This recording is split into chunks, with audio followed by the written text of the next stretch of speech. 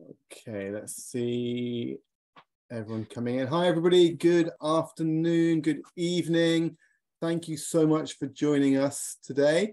We're going to wait just a little bit of time to allow everyone to come into the room. We had over 800 people register, which is amazing. I mean, the teachers of Ukraine continually amaze me and inspire me. So thanks so much for joining. Please let us know where you are from in Ukraine in the chat box. Which city are you from? Where are you joining us from? Maybe you're not even in Ukraine, that's fine. Let us know where you're joining us from while we wait for everyone to arrive. Keep an eye on the chat. And just as you're using the chat box, please make sure that when you're using it, that you are making sure that your messages are being sent to everyone and not just the hosts and panelists. Okay, so, and not the Q&A box either. The chat box does not work. Okay, this is very peculiar. That's why no messages were coming through. Thank you for letting me know that, Natalia. I will try and fix that very shortly. Let's see what I can do. I think I can just start yet. Just can I have a little time to introduce? Okay, I think I've done it. No, I think I've fixed it. Oh, great. We'll see. Can someone try the chat box now? Let me know if the chat box is now working. There we go. I've no idea what happened there. Technology. So yeah, Odessa, of course, Ishmael, Kiev, Poltava. Again, I apologize for my terrible pronunciation as always. Lviv, Vinnytsia, Ternopil, lots of very familiar names. Kharkiv. More from Lviv, more from Kiev, some from Poland. Hello, Rivne. Perfect. Well, just as you're sort of putting that in, let me just explain what's going to happen today. We're going to start off with a little talk from Diana Golovan from Linguist, National Geographic Learning, Ukraine. And then we'll have our main session from Flo Feast, who I'll introduce after Diana has spoken. But just to let you know for now.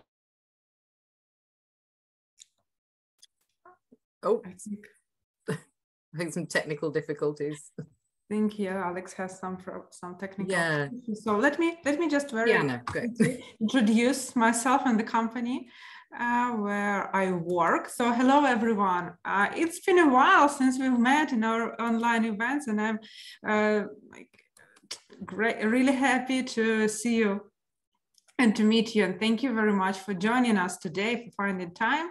I do hope that you will get lots of useful things after the webinar. My name is Diana Golovan. I'm an LT consultant in Linguist company, and I represent National Geographic Learning in Ukraine.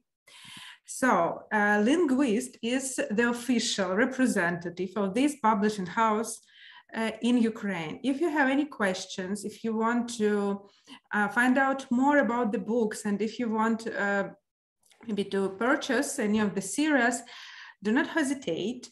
Contact me. My contact details are right here on the slide, or contact your manager in Linguist. They will give you the presentation and lots of suggestions. I would like to say that in Ukraine, we do a lot to support teachers who work with our products. And we even have the site in Ukraine, Linguist NGL.com.ua, where you can find all the information about the books that are being selling in Ukraine, and useful resources for online study, our articles, different plan developments, recording of demo lessons and webinars. So visit the site to get some inspiration, find out about the great series. And of course, where you can order the books. If you are ready for that, if you would like to check everything, this is the site where you can find all the information about the books and interesting propositions for teachers in Ukraine. And I would say that for now, thank you very much for your time. And I would like to give a floor to Alex. Alex. I think I'm back again. My internet funny. I disappeared for a minute there. So let me introduce you to Still a little bit problematic. I see. Okay, so yeah, that's the technical world. Everything. Here we are. This is technology. Teacher, all around the world. Flo, okay. Thank you. Thanks, Alex. Great. So yeah, I'm Flo. Nice to meet you all, or meet you. And yeah, Alex's internet was a little bit funny there. Basically, yeah, I'm a teacher trainer. I currently work obviously for National Geographic Learning. I'm the sales executive for Central and Eastern Europe. And I've been lucky enough to work in various countries around the world. It's an absolute pleasure to be with you all today. So let's get started. Okay, bear with me while I just share my screen. Okay, great. Hopefully you can see that all right. Yeah. Fantastic. Thanks, Alex. Great. Okay, brilliant. So today we're going to talk about low-tech gamification and also look at the series Voices as well, which is our new young adult and adult series. If you haven't had a chance to look at it yet, obviously contact Deanna and she can sort you out. But yeah, you're going to see some activities from there as we go through.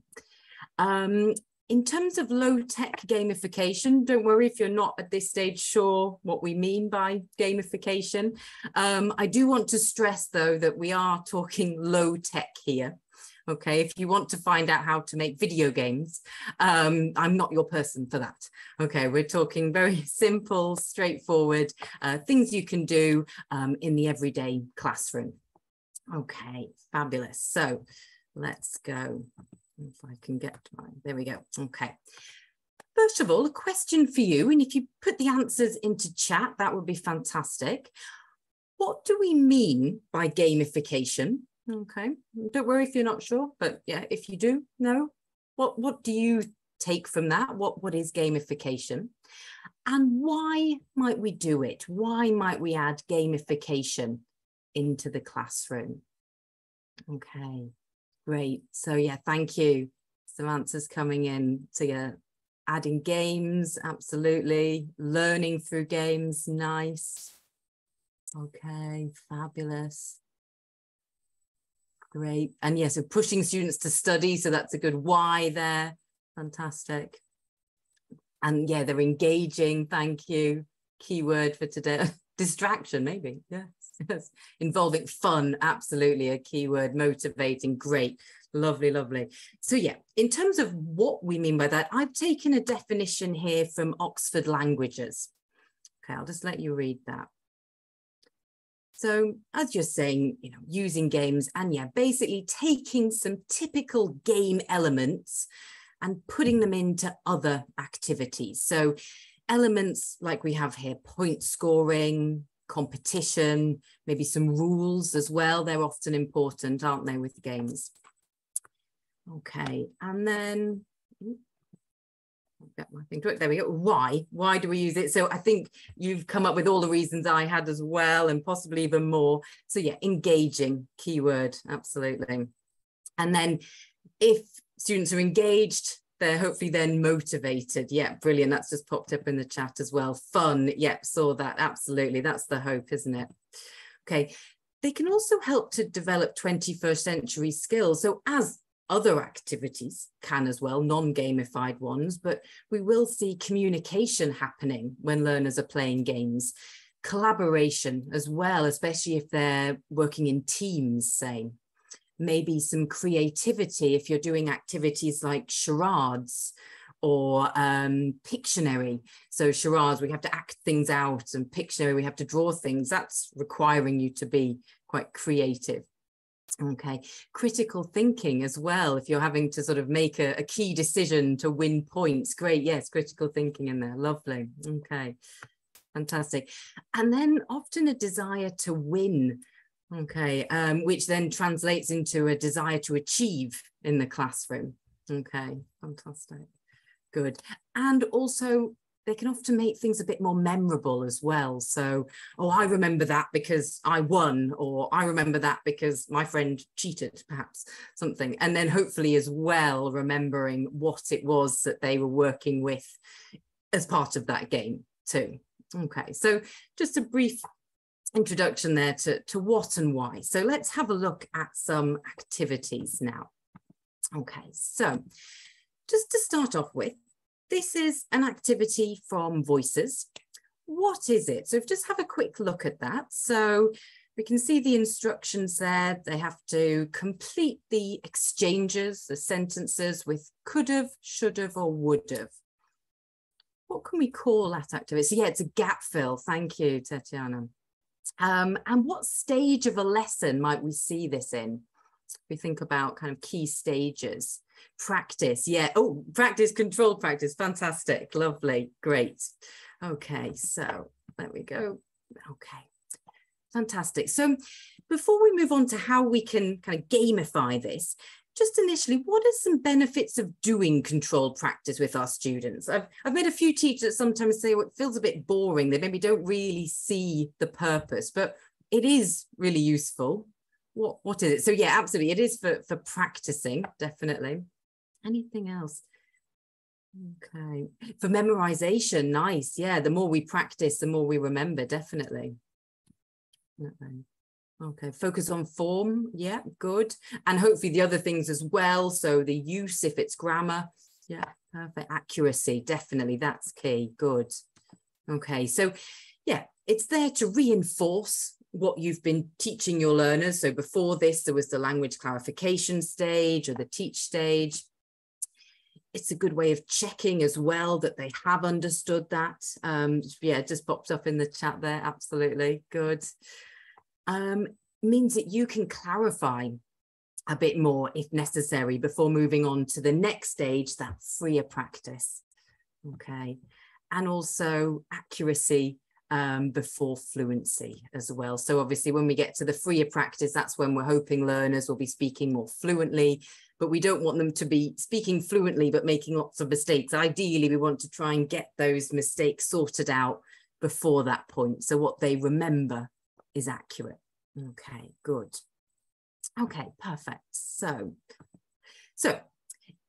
in terms of how we can gamify that, so start off as normal. So learners will complete the task on their own. So I always recommend learners complete controlled practice tasks individually, just because otherwise you could have a more dominant or a stronger student basically telling their partner all the answers if they're working in pairs straight away, and therefore that other student doesn't really have those chances to sort of reinforce what they know, all those things that we talked about before there. So learners complete it as usual on their own. Okay, and it looks like this. But then we're going to do a bit of gambling, and don't worry, there's no real money involved here. Okay, it's all imaginary. So put the students into pairs. Okay, and you're going to give them some imaginary money. Okay, in this case, because there are 6 sentences there, I've given 600 and I've chosen imaginary euros. It can be any imaginary currency you like. It doesn't even have to be a currency. It could be donuts or apples. Okay. Learners then have to choose, working together, choose how much of that money they will gamble on each of their answers. Okay. And they might have had different answers because they were working alone to start with. Okay, so they're going to really have to negotiate and work out, okay, which answer will they go with and how much will they gamble on it? So basically, how confident are they with that answer? They must gamble on each answer. They can't leave one blank. So they must gamble at least 50 euros on each. and they must spend all of the imaginary money. They can't just pocket some and go to the shop. Okay, they must use it in the game. Okay, so then if the sentence is correct, they will double the amount of money that they gambled. Okay, so if they gambled 100 euros, they will get 200. Okay, they will keep the 100 and get another one. However, if they get an answer wrong, they will lose the money for that question. Okay, so as an example, we can see here, so this pair of students have gambled this on their sentences. Okay, just looking at this and thinking, you know, as teachers, what does this perhaps tell us about the learners and how confident they are with this language that they're working with? What do you notice thinking about how much they have gambled on those sentences? What does it tell us, maybe? Okay.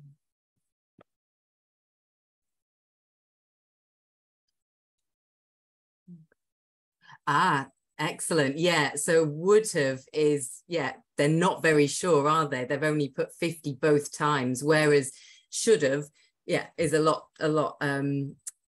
yeah, they're more confident with that. That's sort of, that's there, isn't it, for them, it seems like. Great, great. So already there, we can maybe see a nice benefit for us as teachers in terms of diagnosing where the confidence levels are with that language. Okay, perfect, good. So basically, that's the activity. So it's very, very simple, very straightforward. In terms of when we can use this, so I'll just pop it up. So any controlled practice task, written controlled practice, bit harder if it's oral, okay? It doesn't have to just be gap fills though, okay? They could do it with something like this. So a multiple choice between two they have here, okay? Or with this one, a sort of matching task.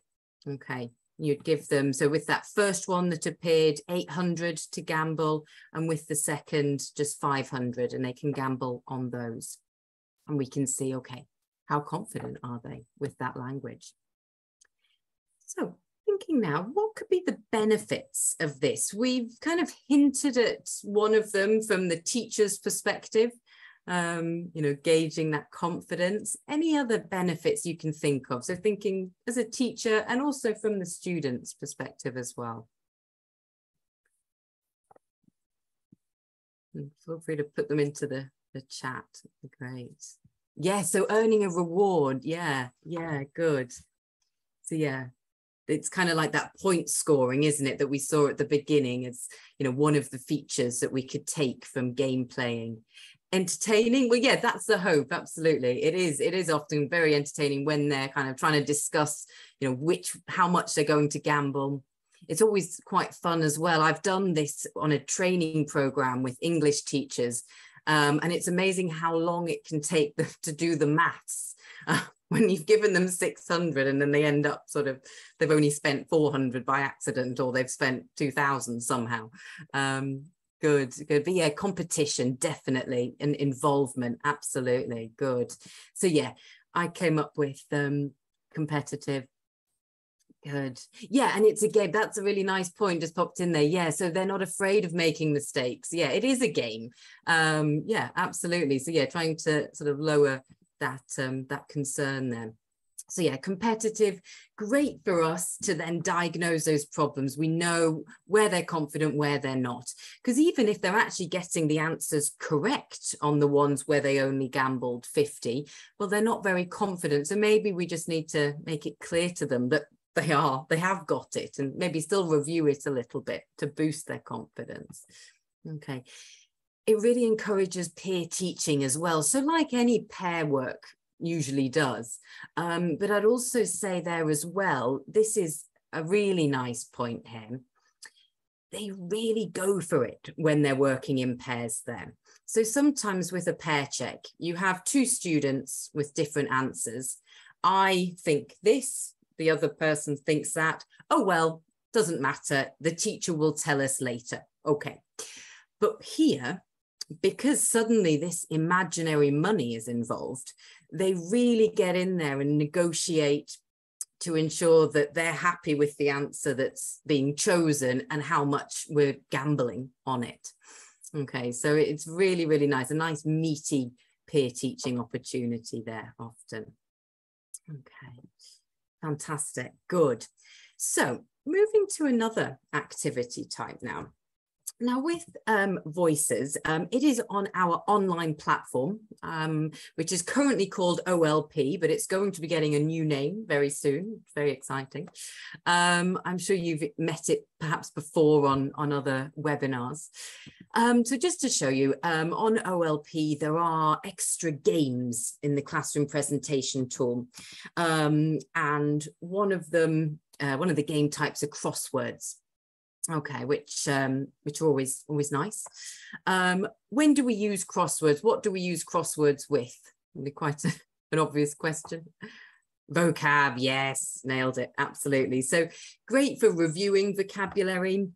I occasionally use it as well, or use them as well, when I want to test students' knowledge. So what I mean there is in like a test, teach, test framework, which is often popular with vocabulary lessons. So kind of testing what they know first, then teaching the gaps, and then testing again. And yeah, I can see in the chat here people mentioning things like collocations and spelling, and yeah, absolutely really useful for that as well. Totally great. Why do we use crosswords perhaps in the classroom? So I've just put a couple of ideas here just to get us sort of started. But yeah, so it offers us a bit of variety. Yeah, useful to check meaning and spelling, absolutely. But yeah, so they give us a bit of variety rather than a gap fill. It's just a bit different, isn't it? And hopefully they're engaging as well. So because they're activities that learners may well choose to do outside of the classroom just for enjoyment purposes, do just for pure pleasure. It's nice to be able to bring something like that into the classroom for them to use. Okay, so here we have half a crossword. Now, in OLP, there are crosswords for lots of the vocabulary, but there won't be crosswords for every single item of vocabulary that you encounter in Voices. But never fear, because you can make your own, and you can do it a bit differently. You can put a bit of a twist on it to have even more variety. So this worksheet I would give to student A's. So half of the class a student A, the other half a student B. Student A's work together in pairs, and they have 4 words there. So this will be language that we've studied maybe in the lesson or the previous lesson. And they need to come up with definitions or synonyms or examples to convey those 4 words, which they will do a bit later with somebody else. So at the moment, they're working with somebody that has exactly the same information. So they will discuss together. Okay, so for example, number 1, breathtaking. Can you think of a definition or a synonym or an example of something or somewhere that is breathtaking that we could use? I think maybe a synonym. So yeah, gripping. Oh, that's a nice one. I hadn't really thought about that. Yeah, it's gripping. Lovely. Yeah. Oh, great. Yeah, catching. Maybe Natalia, eye-catching, perhaps. Sort of. Yeah. Wow. I was thinking of one beginning with S. Maybe. But yeah, amazing. It's quite. Yeah, it's quite a broad one, isn't it? I was thinking of stunning. Oh, yes, it just came in. Yeah, stunning. Lovely. Great, fantastic, spectacular, nice. Can you think of an example perhaps of somewhere that we could describe? The view, okay, the view is breathtaking, yes. And maybe, yeah, giving it a bit more context. So the view of the Eiffel Tower in the evening is, wow, it's yeah, breathtaking, lovely, lovely, good. So student A's will be working on this and writing in 1, 4, 5, 6 there, they will write their 4 definitions or the synonyms, examples that they've come up with. Okay, meanwhile, student B are doing the same, but they have the 4 words that go across. Okay, so they will be working together to come up with, again, synonyms, definitions. So let's try 7 across. Spacious. What might be a definition or a synonym or an example for spacious? Any ideas?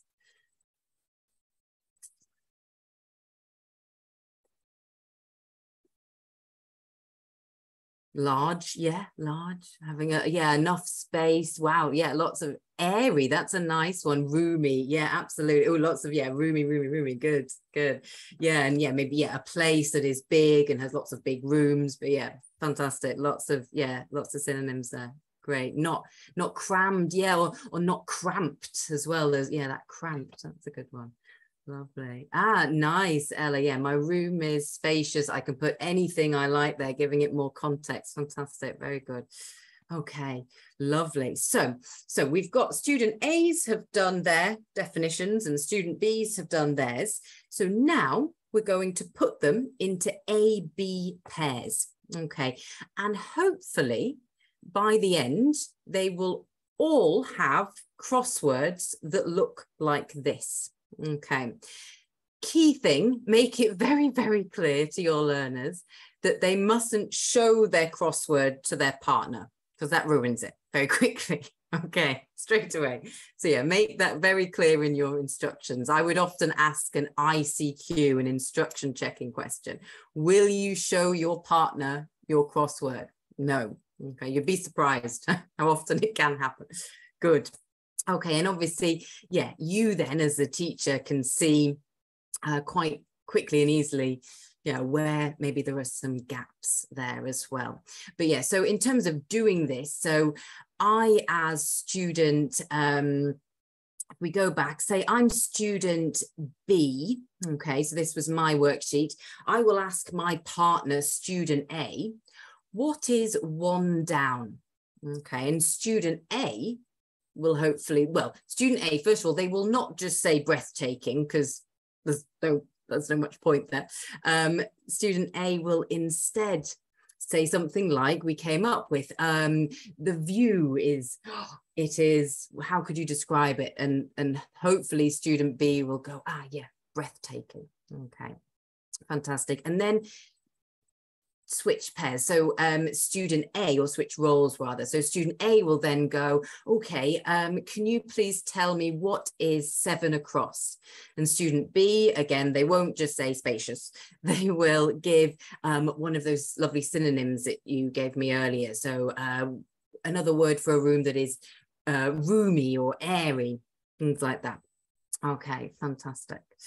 Good. So and then, as I say, hopefully by the end, everybody's crosswords will look like this. Okay, fantastic. So in terms of this activity, this half a crossword, the use, so as before, really, great for reviewing vocabulary. And it could be at the end of just one lesson, or maybe at the end of a unit, a term. I used to teach here in the UK, it's where I am now. And I used to have the same students Monday to Friday for 4 hours actually per day. So then on a Friday afternoon, to sort of lighten the mood a bit, but also to review the key vocabulary from the week, I would do an activity like this with them, this half a crossword with the most interesting or useful vocab that had come up that week.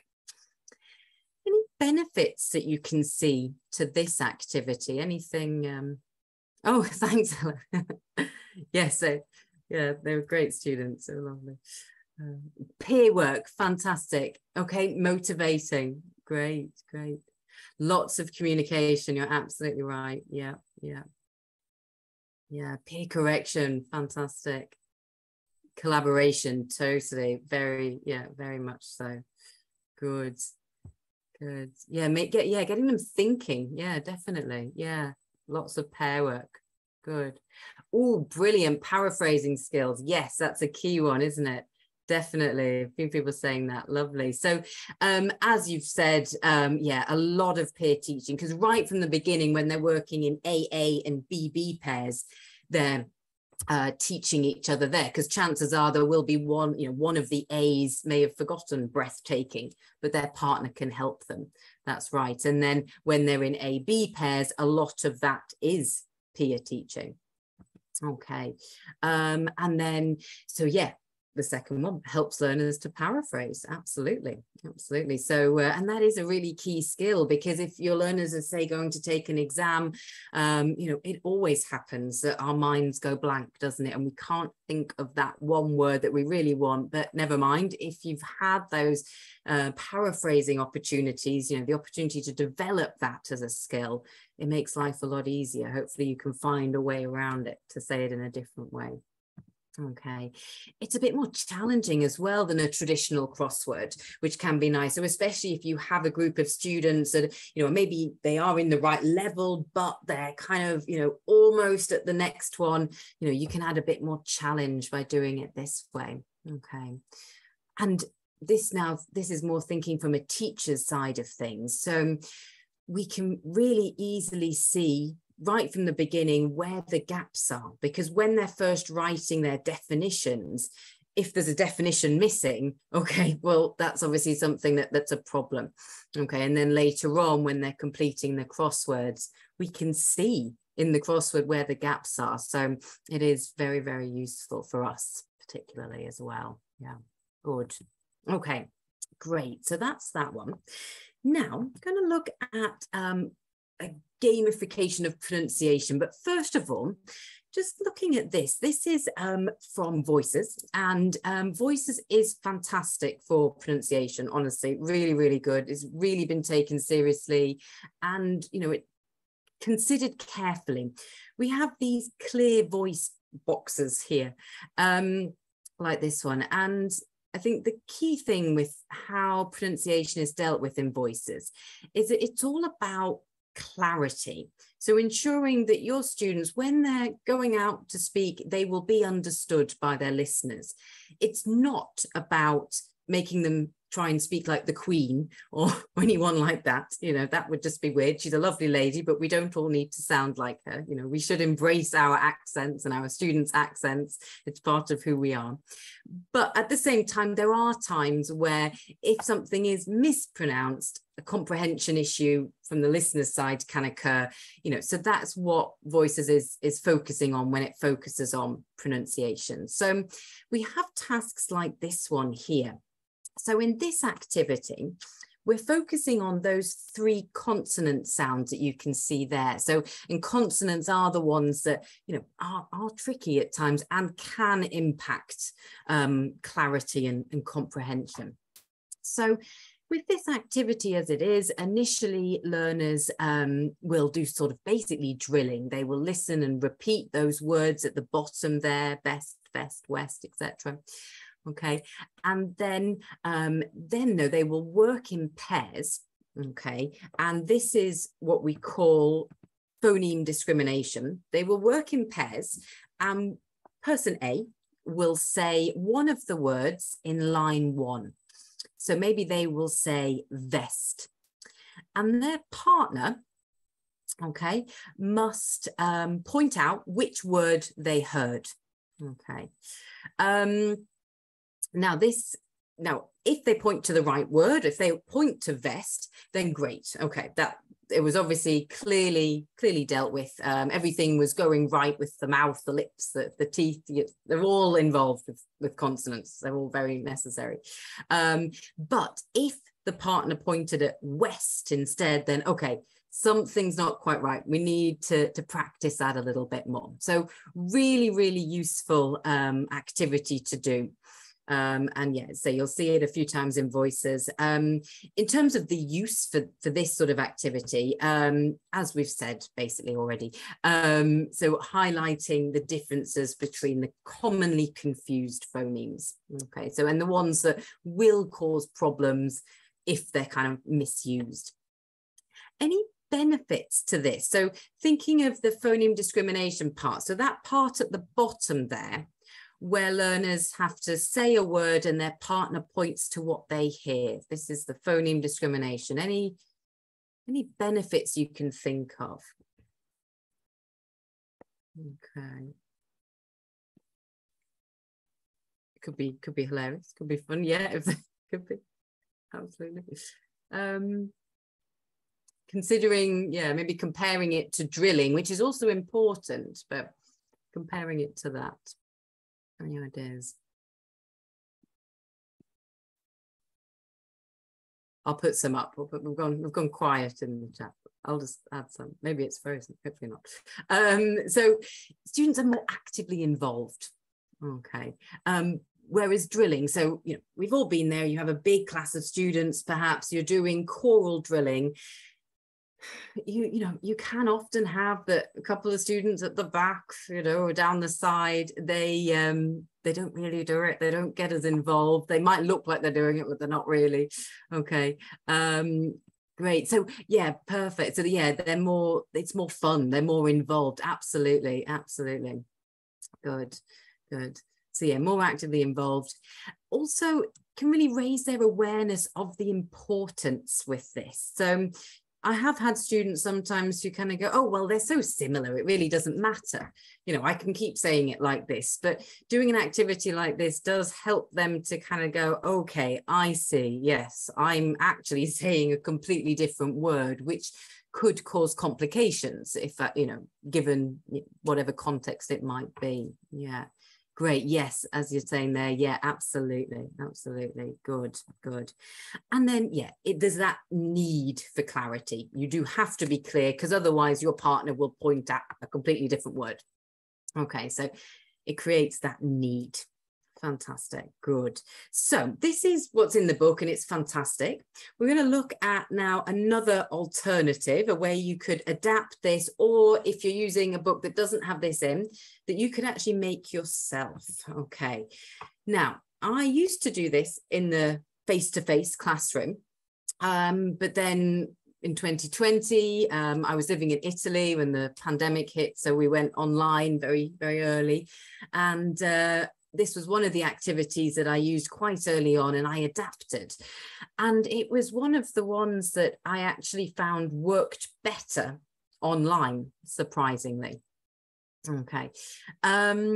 So we will actually try this. Hopefully it'll work together, because it's a bit hard to explain. But person A, that's their worksheet. They will have that. So they have 6 words that they're going to silently say to their partner, person B. Person B have 12 words, but they have to carefully watch person A, what they're doing with their mouth, and number the words that are mouthed in order. Okay. Bear with me, it will become clear, hopefully. It can also be done in the face-to-face classroom. It's just a case of learners are mouthing the words. Okay, then the key is they're not saying it out loud, hence the silent dictation name. But it's amazing how hard it is actually to just mouth things. People end up whispering. So that's why Zoom is actually fantastic for this. Okay, so then the roles would switch around, and person B will have 6 words that they will say with muted, okay, with the mute, and person A has 12 words there that they will then put in order. Okay, are you with me so far? How are we doing? a little bit weird. So we're going to try it. Okay, so you are person B and I'm person A. I have 6 words here that I will say to you, but I will put myself on mute. Okay, so don't panic if it all goes quiet. You might enjoy the peace for a moment. Okay, I'm still here, but watch my mouth. I know I will keep screen sharing, so I might be quite small, so I might have to kind of get in nice and close. Watch my mouth and try to put the 6 words in order. Okay, so if you think I say best first, you can put number 1, best, into the chat. Okay, how are we doing? I'm going to give it a go. Yeah, fantastic. We'll try it. Great, fantastic. Okay, so yeah, I'll go on mute. I will say each word twice. Okay, I'll use my fingers to show you. Right, okay. let's hope for the best. Off we go.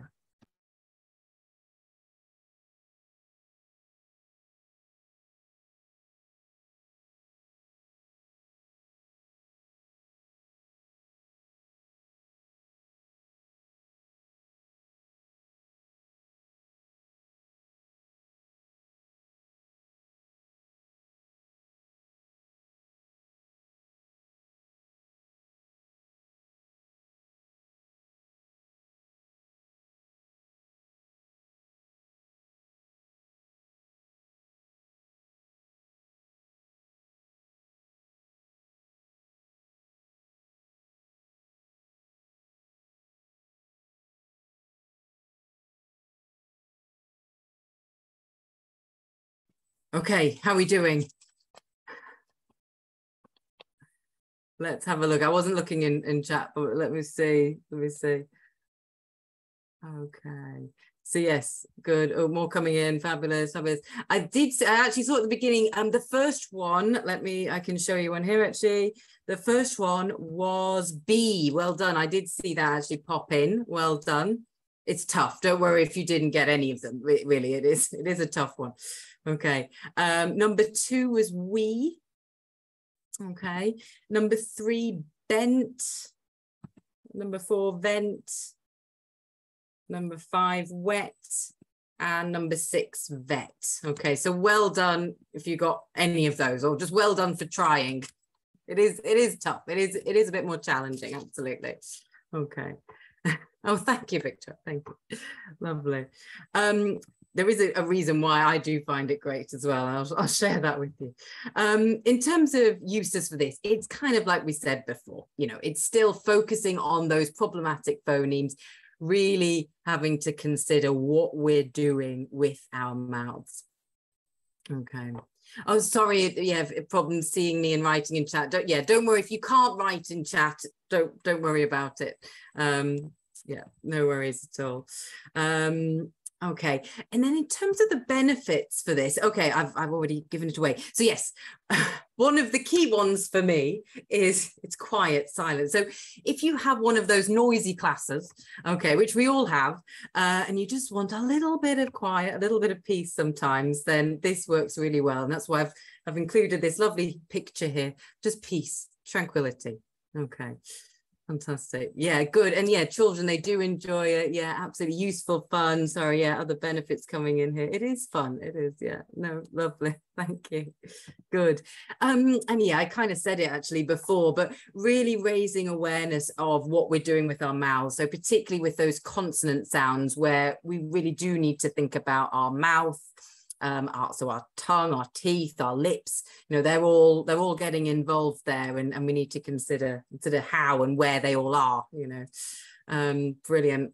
And this is always a weird one. So we normally talk about context in English language teaching and how important it is. We must have context, but actually here we kind of need to remove it. So we don't put the words in sentences, because otherwise we might be able to just guess from the context what our partner was saying or was mouthing. Okay, so actually just taking those words out of context really means we are just focusing in on the sound and what we're doing here, how we're producing that. Okay, fantastic, good. And just to say as well, in Voices, the teacher's book, there's a fantastic number of games, pronunciation games at the back. So we have like this one here, which is dominoes. There's all sorts. This is a treasure hunt here. So you don't have to make up your own games, actually, with Voices. There are plenty there as well. But sometimes it's nice to do your own thing, be a bit creative. All right. And then final thing, sorry, how am I doing for time? Terrible. Okay, collocations. So in Voices, this is one lesson on collocations we have here. There were lots of others as well. In Voices, we, in this case anyway, take a sort of a teach test approach to it. So sort of testing what learners already know with what goes with what, teaching the gaps, and then with that gap fill there, retesting what they're doing. Okay, and we are going to be looking at another gap fill here, but don't worry, it's not the gambling one again. We're going to do something a bit different with it this time.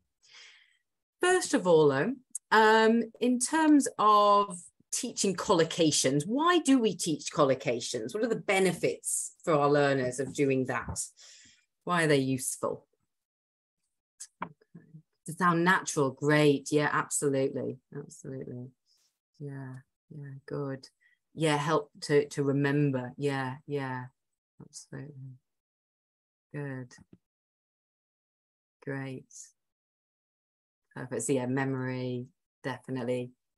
They can, yeah, use it, yeah, more fluently. Chunks, nice word. Yes, yeah, lovely. So I agree totally. So yeah, it's more memorable if they've got the two bits together that they need. Okay, they can use it then, because if we give them just say a verb on its own, something like spend, without a noun with it, there's not a lot of usability. You can't just shout spend at someone. It doesn't really do anything on its own, does it? Okay, as you mentioned, those chunks of language, things, yeah, we have lots of things that they just go together. We need them together. And yeah, similar in a way to more memorable, more meaningful. Like I said before, some language, like a verb, won't necessarily work on its own. So we to make it memorable, we need to give them the other bit so they can actually use it. Great, great. Okay, so now we're going to do banana dictation. I hope nobody actually logs in now because they're going to think this is all very odd, but never mind. So I am going to read 9 sentences to you. In each sentence, I will say the word banana, but you will write down the 9 sentences as best you can. And if you can't do it in chat, do not worry. Okay. And if you've got a piece of paper and a pen, you can try there if you'd like, or just listen. If you're on your phone, you're busy, don't worry. If you can, write down the 9 sentences and replace the word banana with a more appropriate word. Okay, something that actually fits, something that collocates. All right. So, number 1, are we ready? Okay. How are we doing? Good. Okay, number 1. I banana to a podcast when I drive to work. Number 1.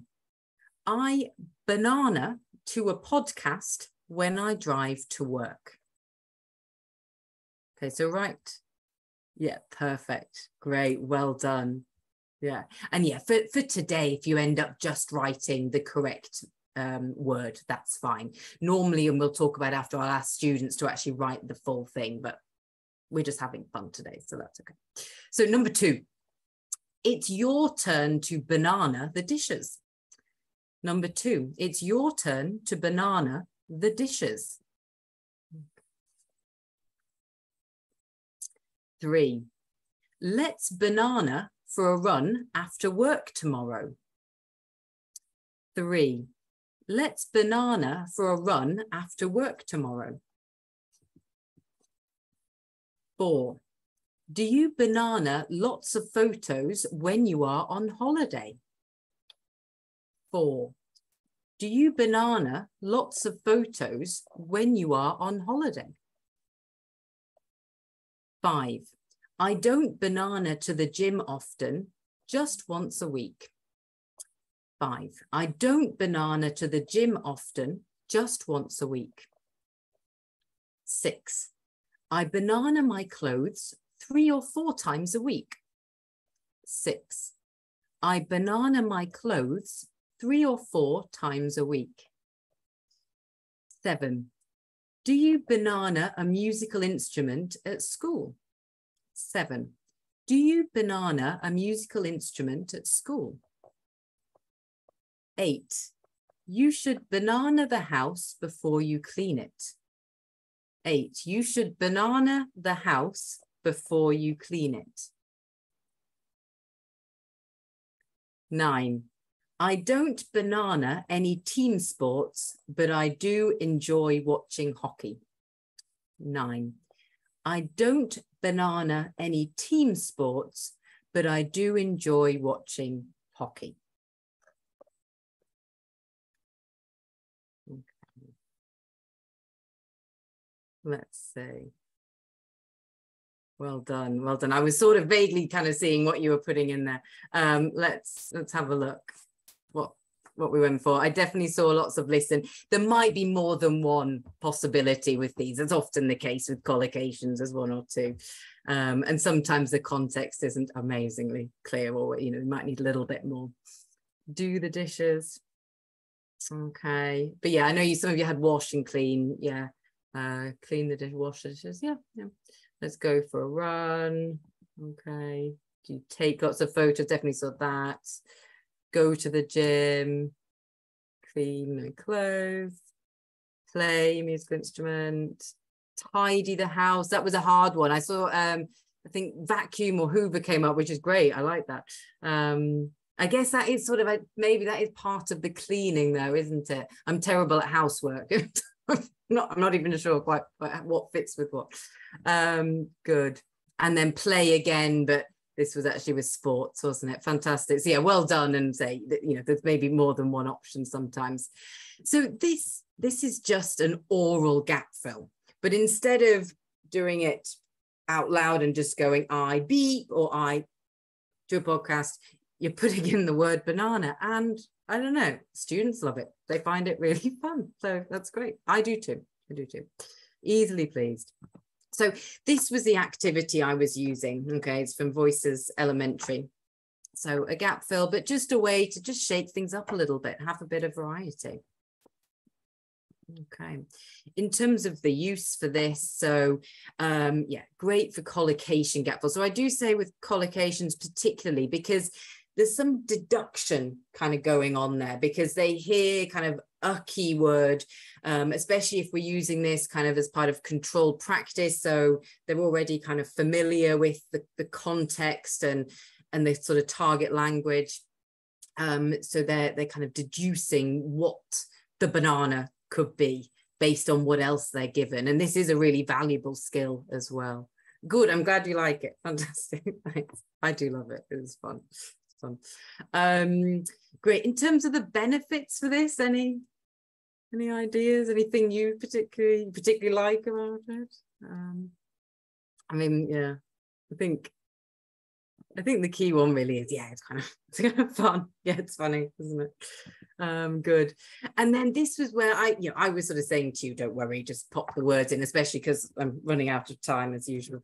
But do get your students to actually write down the full sentences as well. And then they have a nice written record of the task. They can go back and review it later. Okay, good. And then yeah, and it's just a bit of variety too, because as I said, yeah, it's a gap fill, but I've just changed it up a little bit. I've made it oral and I've put in the word banana. There we go. Okay, and yeah, good for listening skills. You're absolutely right, Victoria. Yeah, absolutely. Good. Perfect. So that we're basically at the end there. They were the 4 activities I wanted to show you. Just to mention as well, on our online practice, OLP, we saw the crosswords earlier. If you're using Voices, you'll also see other tasks like this. So this is kind of like a hangman style game. So that's ready there, ready to go in the classroom presentation part of OLP. There's that. There's also these quiz show games, so team games, and a kind of Pelmanism type activity as well, where you have to reveal cards that match. I'm not very good at it, as you can see. But yes, there's a nice variety there, and lots of, say, games that are just ready to go as well. So you don't always have to create your own. Okay. Fantastic. If you have any questions, feel free to pop them into chat or Q&A. If I'll make sure I've got that's open as well. Yeah, oh, great. Thank you. No, thank you so much for listening and participating so much. I really appreciate that. It was great to know you were there. Lovely. Just, yeah, if you have any questions, please feel free to pop them in there. Okay. Oh, you're so welcome. No, it was a pleasure to be here. Really, really lovely. Okay. Do I have notes to share more ideas? I do. I probably do, Julia. Let me, yes. I'm sure I can find some things for you and I can get them to Deanna. Yeah, yeah, absolutely. Absolutely. The best place for that would be going to the NGL blog, In Focus blog, where lots of ideas from teachers, trainers. Cool. So that's what I would recommend. So for teaching ideas, head over to the blog, chat box. Perfect. Great. Yeah, I do have a slide actually. So that's just to show you again voices. That was where those activities came from that we saw. It's on OLP as we mentioned, and then here's the details for the blog. That's right. Thanks, Al. Yes, that's no problem at all. But that's where lots of ideas are from. That's probably easiest. All of our teacher trainers, authors, and guest authors as well. But thank you. And Flo, I'm glad you've had the opportunity to experience the wonderful Ukrainian teachers. I know, they're amazing. They're so interactive. They're so participatory. Fantastic. They're amazing. So thank you so much for joining us all today for Flo's fantastic webinar. Lots of great ideas there that you can take away and use in your classrooms as soon as you head back to school in I guess in September. Yeah. Cool. Still having some tech problems. So while we're waiting for Alex to rejoin, Flo, thank you very much. To sort of add as well, because I had a dodgy internet connection at the start, you will again. I'm in and out. You are a bit, yeah. I'm here now, but quickly with the follow-up email. You will receive it tomorrow about the same time. It will have a link to a certificate that you can download. It will also have a link to a survey, and there will also be a link to the Voices website as well, so you can find out more information about this wonderful new course from National Geographic Learning. Deanna, anything else you'd like to add? Thank you. Thank you, Alex. Flo, thank you again very much for great presentation. So many useful and practical ideas, which just like ready to use. That's always very valuable. I would like also to tell teachers from Ukraine that Voices is already in Ukraine, and you can order these books in Linguist company. All versions are available, I mean paper or online books as well. So feel free to contact us and to ask for the books. Thank you again. Yeah, thank you also. Thank you so much, everybody. Stay safe, stay well, and we hope to see you all very soon at the next webinar. In fact, actually, we should say that, Deanna, shouldn't we? We have another webinar series, or another webinar event coming up in September, right?